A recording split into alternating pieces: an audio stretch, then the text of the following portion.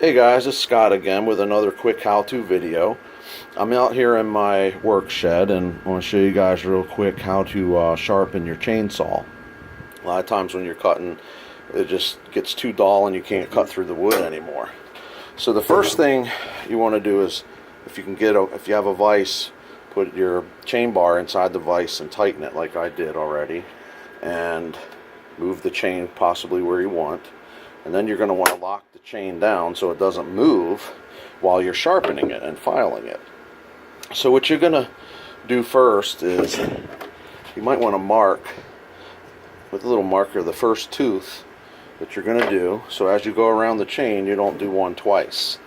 Okay? Now next you're going to take this this file, and it's the actual file part is on the bottom here, and this top is just kind of a guide to help you as you sharpen it. This is a 5/32 one, and that's the size that fits in between the tooth, and I think they call this the this is a cutter and that's the raker, they call it. One cuts and one kind of pulls it into the wood or something. So if you see, this has a 30-degree angle on it, and that's what you want on this. And I'm going to go to my first tooth, and you see how, I hope you can see that mark right there. It's at 30 degrees because that's what I want. And what you're simply going to do is you're going to push this through the cutter like that, and you're going to keep doing it at that angle, and you're going to want to do this about 5 times. And also remember to keep this level with the chain, not like this or like this, but you want to keep it level and at an angle of 30 degrees, and just simply push it at that angle. Don't pull it back. It actually, you want to lift up and cut it again, because that's what cuts it going that way. Okay? I already forgot how many times I did it. There's 4 and 5. And now if you go to the next tooth, you'll see that you'd want to cut it in this direction at that 30-degree angle.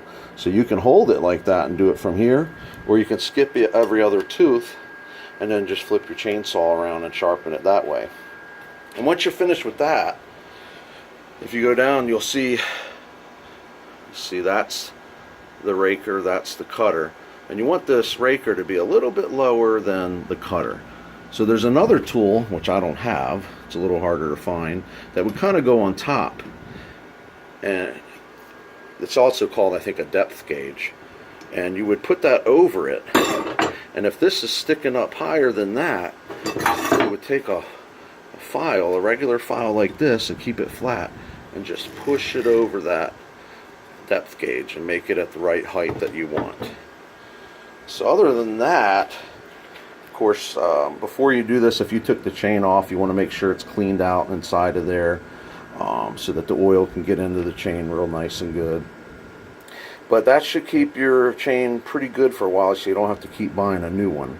I think this file was $6, a new chain around $20, so you can make your chain last a lot longer that way. Anyway, that's my way of doing it. If you have a different way, which is you probably do, I don't care. That's the way I do it.